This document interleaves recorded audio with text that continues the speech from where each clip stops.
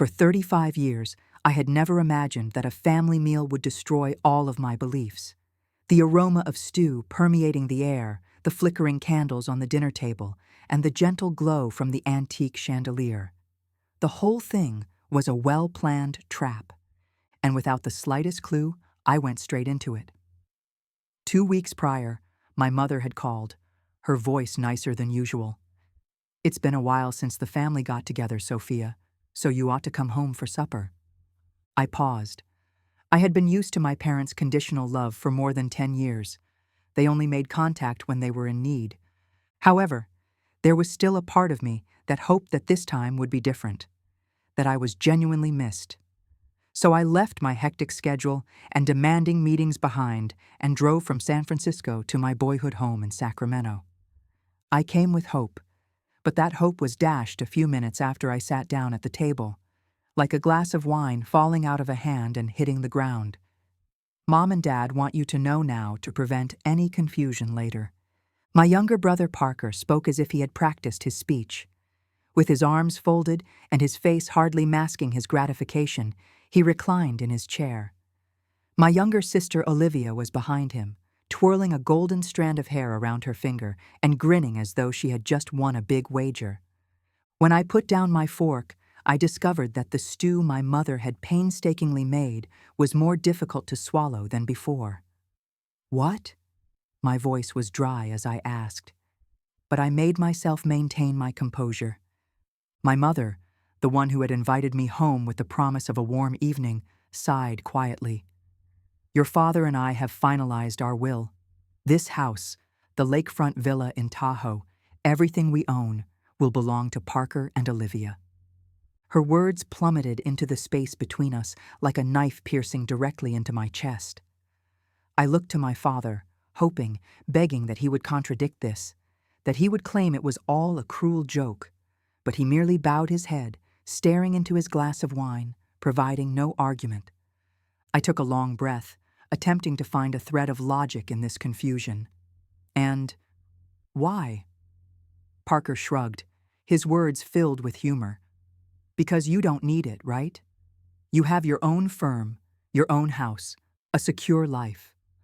Mom and Dad think Olivia and I need the support more." "Support?" I scoffed, my laughter flat. "What exactly do you mean by support, Olivia? You're 28 and haven't held a job for more than 6 months. Parker, how many times have you switched majors in college? 5? 6? And Mom and Dad have been paying for every single tuition charge." As I spoke, I felt my breath speed, my pulse thumping with wrath. My mother crossed her arms, her stare icy.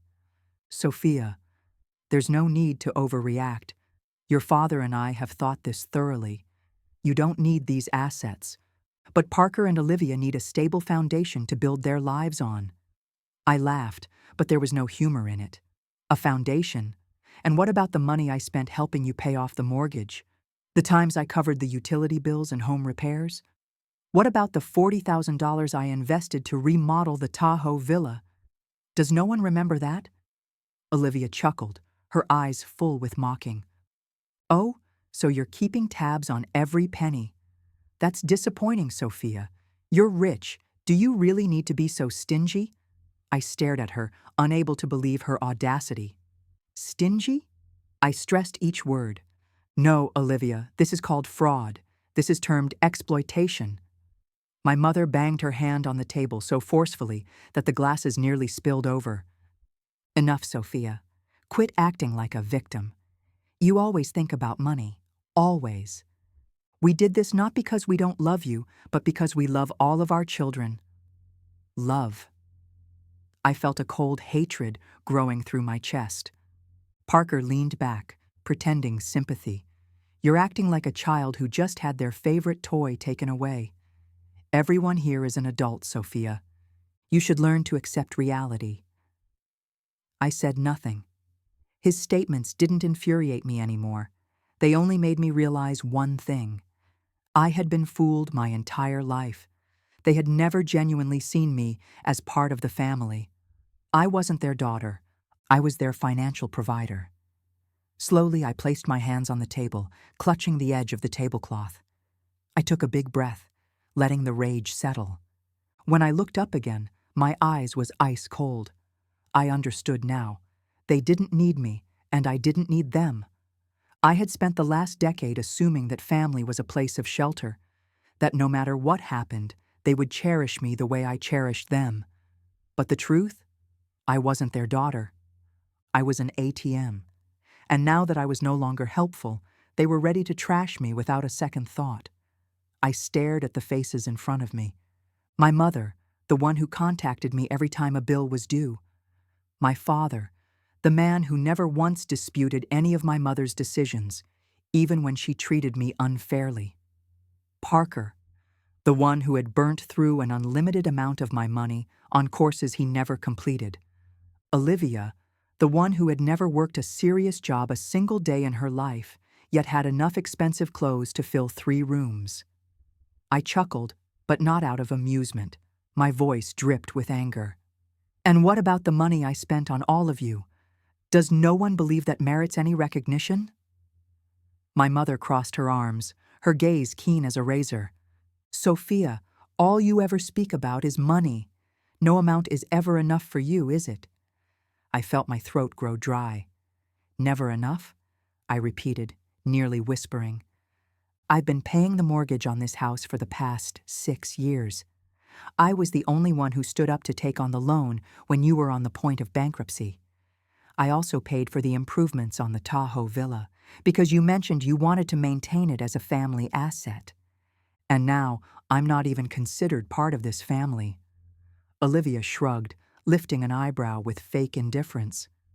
No one coerced you, Sophia. You just like playing the hero. That sentence felt like a blow to my face. You're right. No one compelled me. I met her green eyes, searching for even a glimmer of guilt, but finding only derision. I did it because I thought family was supposed to support each other. But I was incorrect. I was the only one making sacrifices, while the rest of you simply understood how to receive. Parker scoffed. You're acting just like a child who lost their beloved toy. I felt the wrath building in my chest. A toy? I enunciated each word, felt the heat rise to my face. I've spent nearly $500,000 assisting this family over the past decade. I put my goals on hold, passed up chances to travel, to buy a bigger home, to invest in my own future, all so that you wouldn't have to battle. And now, you label me greedy, simply because I ask for a little fairness? My mother shook her head, sighing as if I were some pathetic fool who couldn't understand reason. Family is about love, Sophia, not money. I gave out a hollow laugh. Love? I gazed around the room. The house I had invested so much effort and money into keeping. If that were true, then why does love only appear to matter when it comes from me? Why am I always the one making sacrifices? No one answered. No one ever addressed that question. A frigid quiet permeated the room. I could see it in their eyes. They felt no guilt. They didn't think they had exploited me. They were just irritated that I dared to demand fairness. A terrible pang clutched in my chest. Why had I ever hoped they would change? I took a big breath and stood up. The chair scraped on the wooden floor, the screaming sound piercing through the strained air. I've heard enough, I answered bitterly. I'm done. My mother blinked. What did you just say? I caught her gaze, my sentences calm and careful. I'm done. I have no longer duties to any of you. Parker laughed, but there was something unsettling in his tone. What? You're going to cut off the family just like that? I stared at him, unblinking. Yes, and you'll soon realize exactly what that implies. I turned on my heel without waiting for their reaction. My mother's voice came out behind me, harsh and desperate. Sophia, what the hell are you doing? Family is meant to keep together. You can't just cut us off after a tiny disagreement. I hesitated, a smirk rising on my lips. But this time, it was ice cold. A little disagreement? I repeated, then turned back, my eyes like steel. This isn't a little disagreement. This is betrayal. I hurried fast toward the door, but before I reached the threshold, my mother's voice rang out one last time, filled with fury and warning. If you walk out that door, don't ever think about coming back. I didn't stop. I didn't need to go back. I had all the answers I needed. Driving back to San Francisco, I felt my chest tighten, as if a mountain was pressing down on me. My head swirled with the angry words from dinner, the scornful stares from Olivia, Parker's smug smirk, and the smothering quiet of my parents. The buildings passed by my car window, the streetlights running eternally along the avenue like hollow streaks of light. I used to call that house my family. But now? It was nothing more than a dark hole that had consumed every ounce of my labor and affection. When I arrived back to my flat, I dumped my bag onto the couch, poured myself a glass of wine, and sunk into the sofa. A deep moan escaped my lips. I didn't even have the energy to be angry anymore. Only tiredness and weariness left. Then I accessed my banking app. $2,100 each month. That was how much I had been paying for them all these years. $1,500 for the mortgage, $600 for utilities, electricity, water, internet, maintenance. Not to mention all the extra expenses, Parker's tuition, the lavish gifts my mother proposed around the holidays, the trips they asked me on, only for me to wind up paying for everything. A flood of betrayal poured through me, searing hot and heavy in my throat. I had poured everything into this family like a fool, while to them I was nothing more than a walking pocketbook. I tapped the Cancel Recurring Payments button. The screen flashed, verifying the cancellation. I glanced at the words, successfully canceled, and an unusual sense of relief rushed over me. It felt as if I had just severed an unseen chain that had tied me for years. But I knew. They wouldn't let this go easily. The first call came the next morning. My mother's number, I ignored it. The second call, the third, the fourth. She didn't give up. By the fifth, I hushed my phone and let it go to voicemail. I got myself a cup of coffee, sat at the kitchen table, and checked my messages. Mom, Sophia, I can't believe you did this. Do you have any idea how much the house is struggling? Mom, don't be so selfish. Family is expected to help each other. Mom, call me back. I laid my cup down, closed my eyes, and took a long breath. I expected she has found out by now. A few minutes later, my phone buzzed again. This time, it was my father. I stared at the screen, felt my heart drop. If it had been in the past, I would have answered quickly. But now? I knew he wasn't phoning to defend me. I let it go to voicemail. A while later, I played the message. Dad, Sophia, you need to reconsider. Your mother is really upset. You can't easily terminate relationships over a tiny misunderstanding. We're family. I gave out a hollow laugh. Family? If I was really family, why hadn't they ever stood beside me? In the afternoon, Olivia called. I declined. A second later, her texts came in. Olivia. Absolutely pitiful, Sophia. You're such a petty and selfish person. Olivia. Do you honestly think you're superior than us? If you didn't want to help, you should have said so from the start instead of pretending to be the good one. Olivia. You've wrecked this family. Congratulations. I laughed. A dry, sour laugh. Did they genuinely feel I was the one in the wrong? Then, Parker called. This time, I answered. Me? What?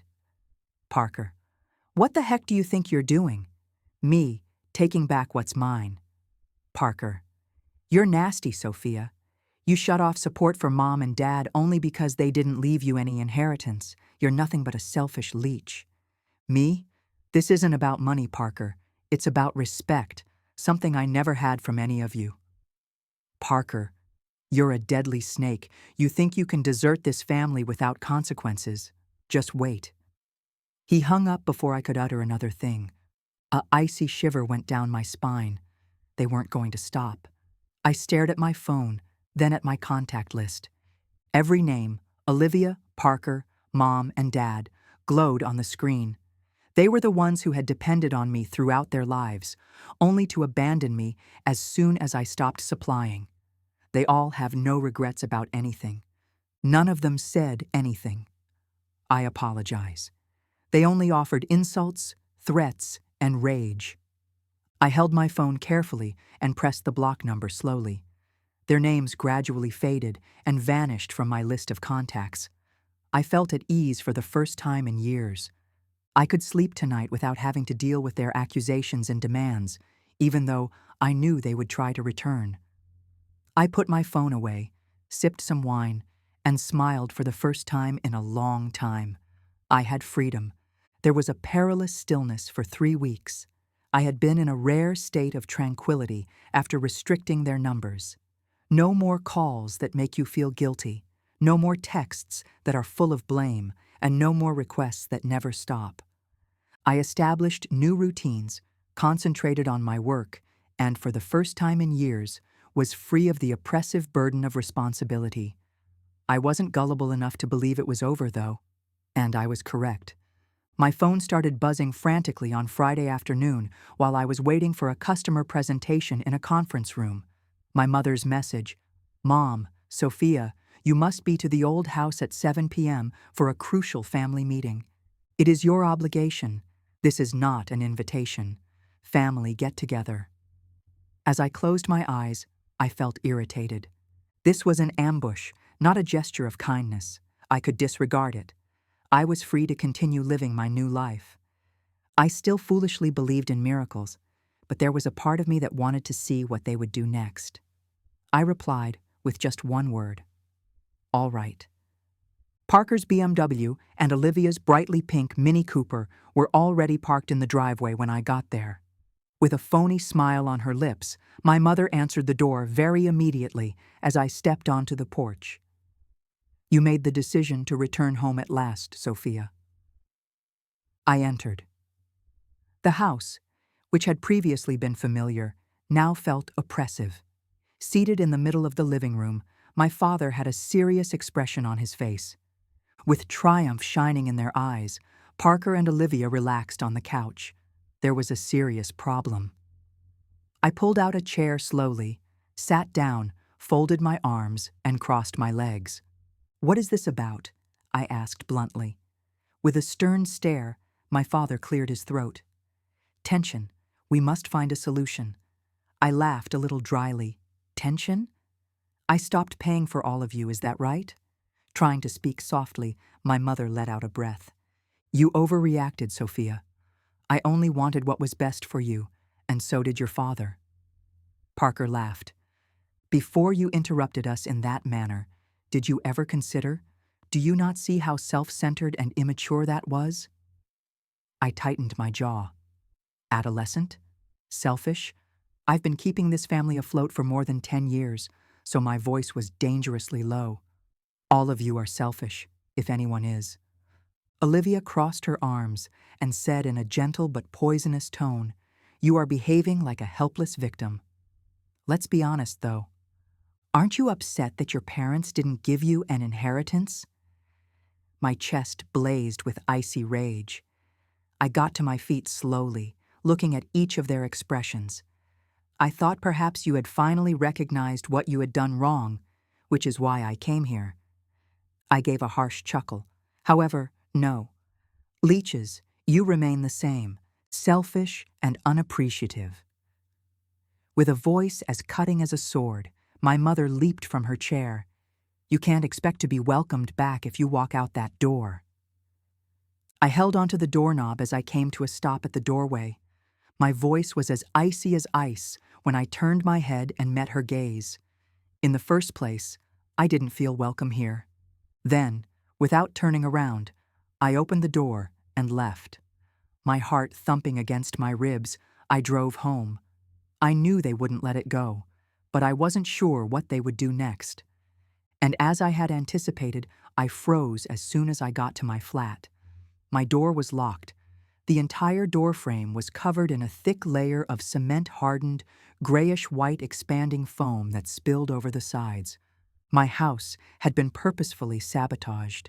I didn't have to inquire as to who. With rage brewing in my veins, I tightened my hold on my phone. With my heart pounding, I rewound the security camera clip and launched the app. He was there. As in, he was wearing a baseball cap and a gray hoodie, and he was smiling smugly while spraying my door with a can of expanding foam. I balled my hands into fists. Did they truly believe they could scare me? Did they expect me to scuttle back and ask for pardon? Number. They could not get away with this from me. I was fuming with rage as I stood in front of my shut door. Nothing about them could surprise me anymore, therefore I wasn't astonished. But I was angry. Their hubris, not their juvenile actions, is the reason. How foolish they were to believe they could get away with it. I quickly sped through the video after reopening the security software. Parker showed up on the screen as I had feared. I recognized his sluggish pace, even though he was wearing a gray hoodie with his cap pulled down to conceal his face. As he pointed the nozzle at my door and poured foam into every nook and cranny, I could see the smug grin. Every gesture was offensive. He believed that I wouldn't defend myself, so he did this. He was mistaken. Calmly, I called the police right away after taking crisp screenshots of his face and saving the footage. A young policeman with a professional yet sympathetic smile stood in front of my apartment 30 minutes later. I showed him the video and gave him a clear explanation of the circumstances. He asked in a neutral but hesitant tone, as though he was hoping I would overlook it, "Do you want to file a formal complaint?" I gave a chilly laugh. I didn't call to have a friendly conversation. With a nod, he opened his notepad to begin writing an official report. "Parker, isn't that your brother?" I looked him in the eye and spoke in a chilly tone. No more. The following morning my dad called. "Dad, does this have to go this far, Sophia, my love?" Me. "Are you phoning me to request that the charges be dropped?" Dad. "That isn't it. It's simply, Parker was just upset, you know. He had no malicious intent." Me. Scoffs. "No damage, Dad. But what if I had a crucial meeting this morning?" He closed my door. "What would happen if I had a child or a pet inside?" Dad. Quiet. Me. "He believed he could scare me. I'll prove to him that he made a mistake." Dad. "Is that truly how far you want to take this?" Me. "I'm not the one. This was Parker's doing. He shouldn't have acted like a careless fool if he didn't want to face the consequences." Dad. "Would you like the charges to be dropped? $33,000 for me?" Dad. "What? Me?" "That includes damages for harassment, legal fees if this carries on, and the cost of fixing my door. That seems like a relatively decent amount." Dad. "This is extortion." Me. A chilly laugh. "This is a consequence, Dad." Dad. "That's not the kind of money Parker has." Me. "After that, you and your mother can assist him. This is just another instance of you filling in for him, as you have done throughout his life." Dad. Claudrine held the Sophia tightly. "This family is being torn apart by you." Me. "A long time ago, this family broke apart. 3 days later, precisely $33,000 was sent from my parents' joint account to my account. My mother didn't leave any messages. Parker has no complaints, not even Olivia, who loved to be mean whenever she could, said. They believed that I would disappear if they sent the money. However, this was what they failed to comprehend. I was no longer in need of them. Now completely fixed, I stood in front of my apartment door and ran my fingertips over its sleek surface. What mattered was not the $33,000. The important thing was that they had been made to face the consequences of their behavior for the first time. They might despise me and accuse me of betraying my country. However, they were unable to compel me to comply for the first time in my life. I took a drink of wine and grinned. They believed they could shatter me. However, they ended up losing in the end. I had assumed that they would finally leave me alone once I sent the $33,000. However, I had overestimated them.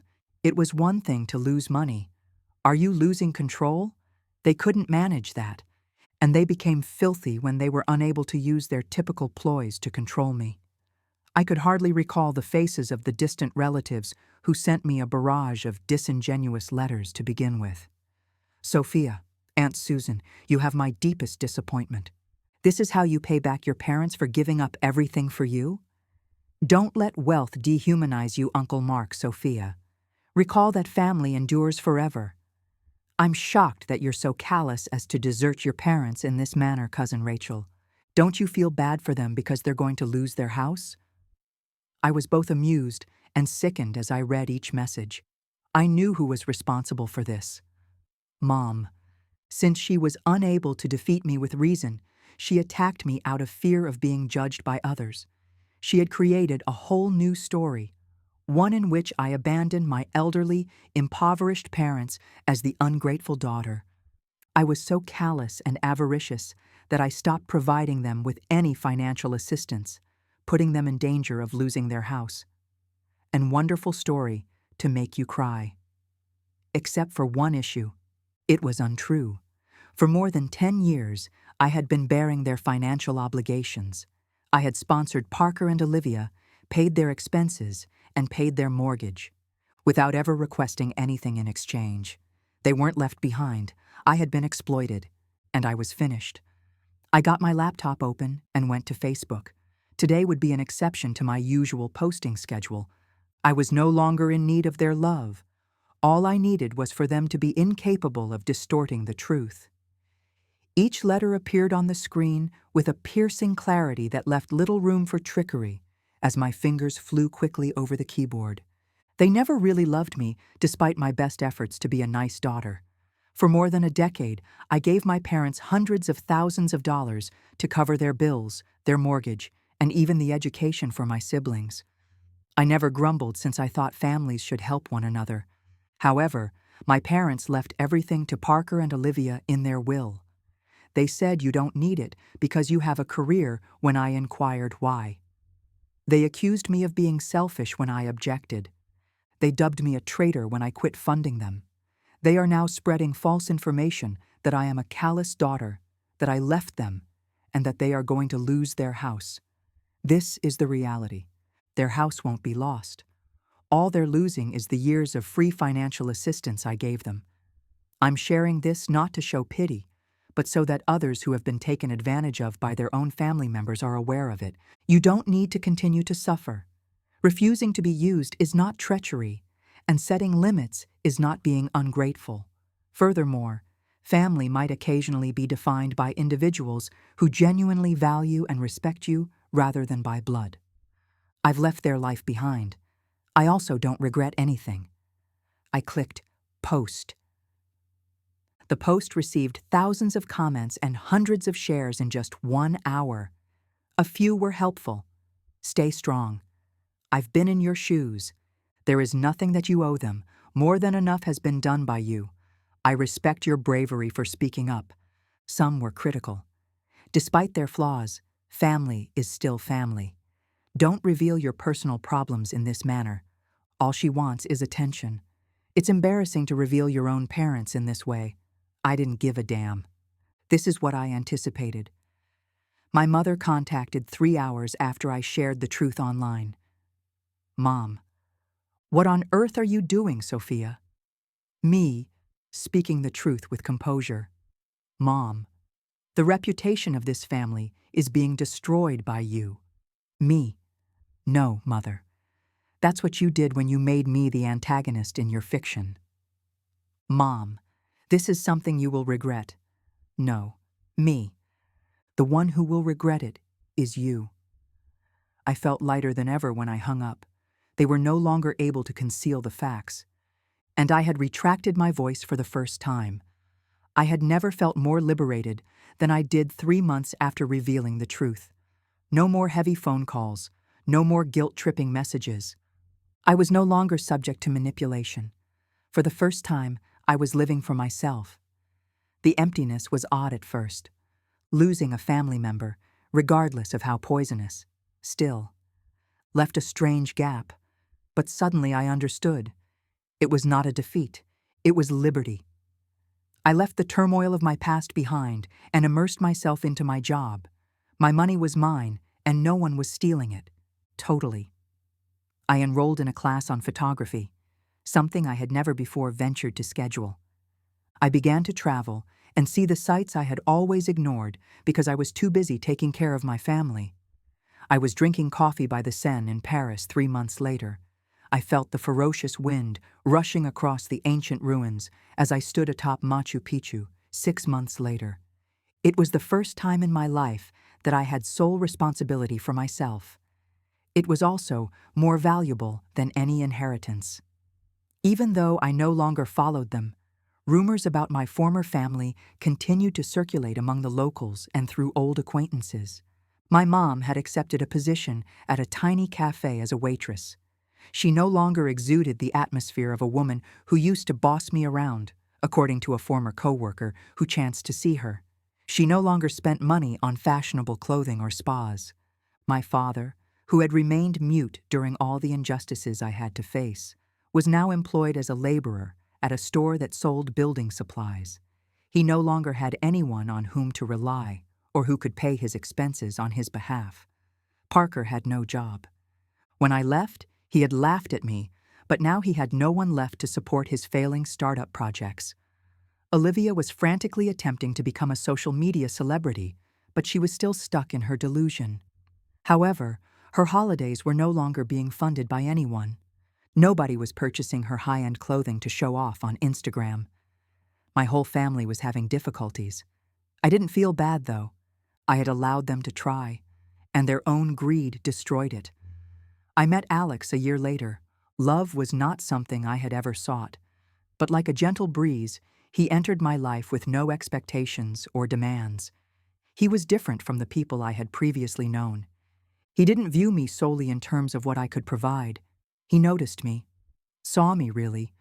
We met while trekking with people we had in common. I initially assumed he was simply another random stranger, like everyone else.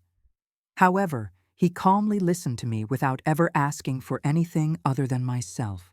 I didn't feel the need to prove myself for the first time in my life. I didn't need to purchase affection. All I had to do was be myself. On a December evening, I stood on the balcony of my apartment and gazed down at the glittering city lights. I was no longer under anyone's control. I was no longer taken advantage of. I was no longer in need of my former family. At one point, I believed that being excluded from the will constituted a betrayal and a source of shame. But now I understood. They had never given me a better gift than that. There is more to Sophia's narrative than just treachery inside the family. It is the story of a person who previously thought that love and acceptance would come from making sacrifices. In actuality, a lot of people are caught in a vicious loop of being taken advantage of by the very people who ought to value them the most. Setting limits, however, isn't selfish, as this anecdote demonstrates. It's self-respect. Losing a toxic family isn't always a loss. It's a chance to discover pleasure, independence, and the people who genuinely appreciate you. How do you feel about the narrative of Sophia? Have you or anybody you know ever gone through something similar? Leave a comment with your ideas. Remember to subscribe to the channel for more heartbreaking, poignant, and authentic tales about life and family.